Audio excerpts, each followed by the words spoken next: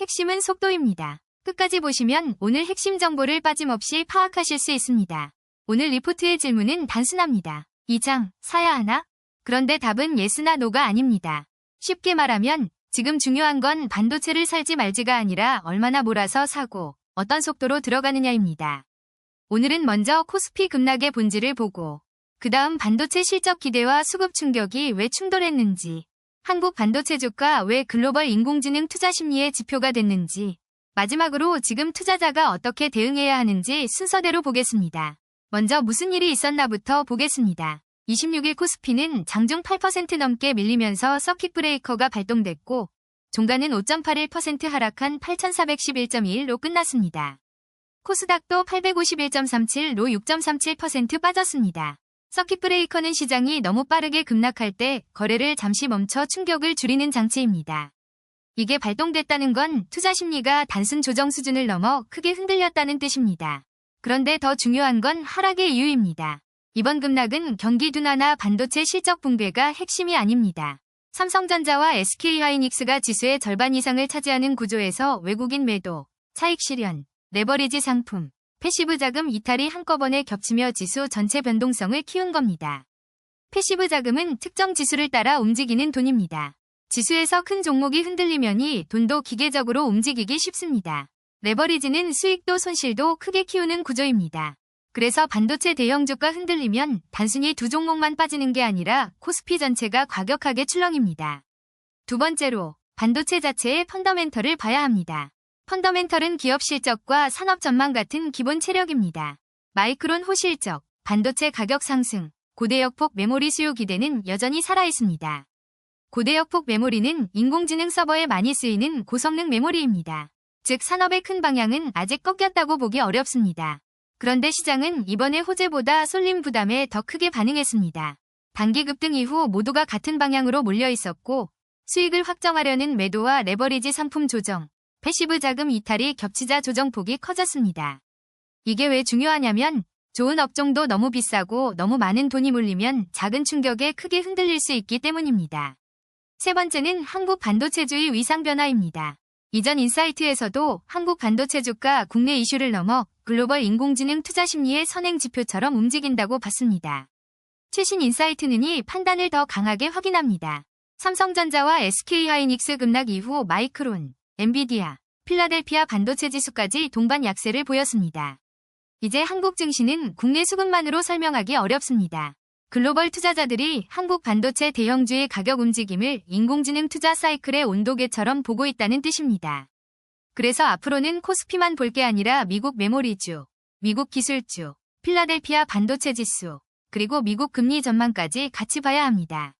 네 번째는 제도 변화입니다. 주식 결제 주기를 기존 거래일 더하기 2일에 서거래일 더하기 1일로 줄이는 로드맵이 10월 발표될 예정이고 9월에는 애프터마켓이 도입됩니다. 결제 주기는 주식을 사고 판 뒤 실제 돈과 주식이 오가는 데 걸리는 시간입니다. 이 기간이 짧아지면 시장 효율성은 좋아질 수 있습니다. 애프터마켓은 정규장 이후 거래할 수 있는 시간대입니다. 투자자 편의는 커지지만 준비가 부족하면 외국인 환전, 대차 거래, 증권사 시스템, 상장지수 펀드 유동성 공급에 부담이 생길 수 있습니다.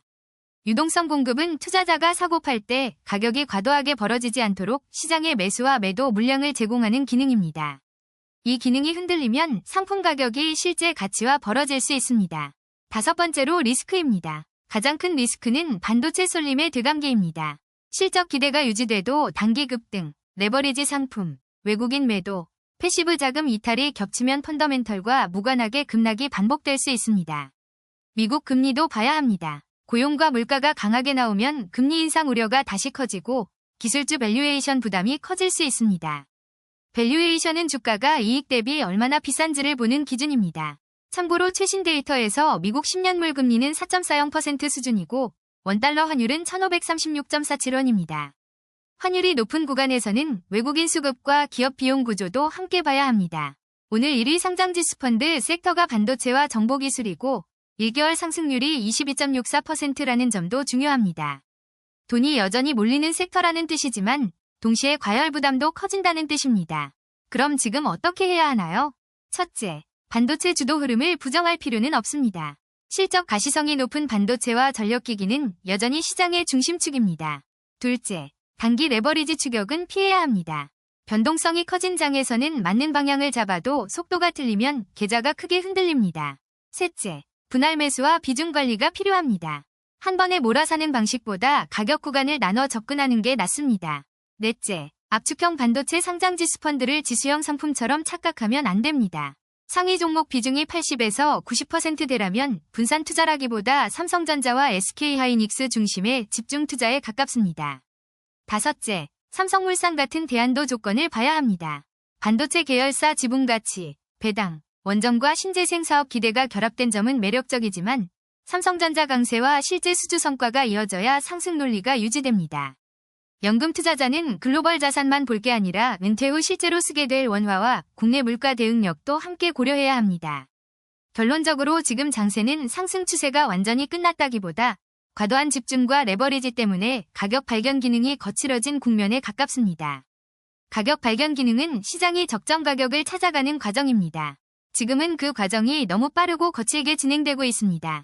그래서 핵심은 공격이 아니라 속도 조절입니다. 반도체를 볼 수는 있지만 몰아서 추격하지 말고 비중을 정하고 상품 구조를 확인하고 미국 기술주와 금리, 외국인 수급을 같이 확인해야 합니다. 이 영상은 투자 정보 제공 목적이며 투자 판단의 최종 결정은 반드시 본인이 해야 합니다. 구독과 좋아요로 다음 시장도 함께 대비해요.